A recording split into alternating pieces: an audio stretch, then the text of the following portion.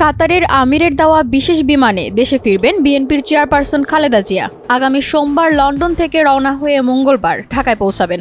আজ শনিবার রাত 11:15টায় বিএনপির মিডিয়া উইং থেকে গণমাধ্যমে পাঠানো এক বার্তায় বিষয়টি নিশ্চিত করা হয়।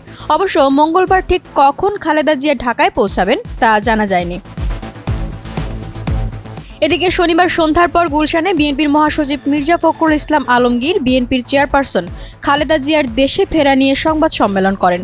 তখন অবশ্য বলা হয়েছিল খালেদা জিয়া সোমবার দেশে ফিরবেন, তবে সোমবার ঠিক কোন সময়ে তিনি দেশে পৌঁছাবেন সেটা নিশ্চিত করে বলেননি তিনি।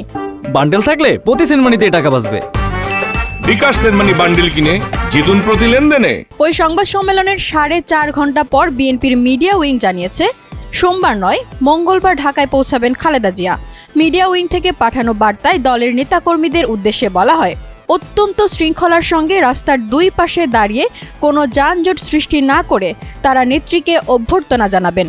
আমরা যেটা বলেছি, এক হাতে জাতীয় পতাকা এবং আরেক হাতে দলীয় পতাকা নিয়ে আমরা তাকে অভ্যর্থনা জানাবো, এটাই হচ্ছে আমাদের সিদ্ধান্ত।